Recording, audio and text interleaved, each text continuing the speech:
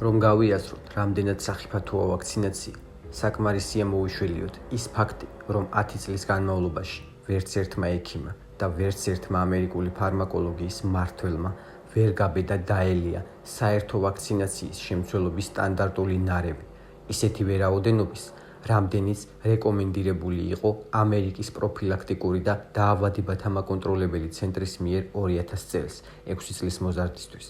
კერძოდ, ტიმეროზალი, ეთინილგლიკოლი, ანუ ანტიფრიზი, ფენოლი, ძლიერი სადეზინფექციო ნივთიერება ანტისეპტიკი, ამონიუმის ქლორიდი, ანტისეპტიკი, ფორმალდეგიდი, საშიში კანცეროგენი, ალუმინი და სხვა.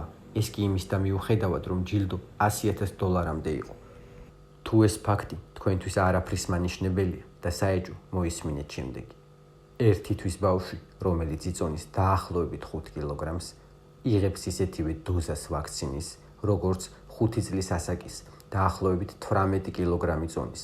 ახალდაბადებულნი იღებენ 5-ჯერ დიდ დოზას ვაქცინის საკუთარ წონასთან შეფარდებით, ვიდრე უფროსი ასაკის ბავშვები. საერთაშორისო კვლევებმა აჩვენეს, რომ ვაქცინაცია არის ერთ-ერთი მიზეზი მოზარდების მოულოდნელი სიკვდილიანობის სინდრომის. ვინც არ იცის, მოზარდის მოულოდნელი სიკვდილიანობის სინდრომი ეს არის, როდესაც სუნთქვის შეჩერებისგან გარეგნულად ჯანმრთელი მოზარდი 1 წლამდე იღუპება, ხოლო გაკვეთა ვერ ადგენს ლეტალურობის, ანუ სიკვდილის გამომწვევ მიზეზებს. პრაქტიკულად ყოველთვის ბავშვთა ინფექციური დაავადებები კეთილთვისებიანია და ხელს უწყობენ მოზარდის მუდმივი იმუნური სისტემის გამომუშავებას. ვაქცინირებული იმუნიტეტი კი დროებითია, ამიტომ არსებობს განმეორებითი ვაქცინაცია. მუდმივი ბუნებრივი იმუნიტეტი გადადის დედისგან ჯერ კიდევ არ დაბადებულ ჩვილზე პლაცენტის მეშვეობით. ამის შემდეგ კი ახალდაბადებული ჩვილის ქიმიური მეტალების დაბინძურება არ ჩანს მიზანშეწონილი.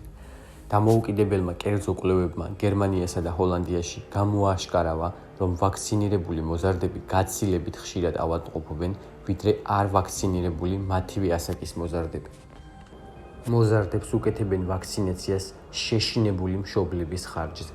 მოზარდის ვაქცინაცია ძალიან მომგებიანი ბიზნესია, როგორც მწარმოებლისთვის, ასევე ექიმებისთვის. ბავშვები, რომლებიც მეძუძურკვებაზე არიან, მათში შეყავთ ძლიერი ქიმიური ტოქსინები, ეს არ ჯდება ლოგიკაში.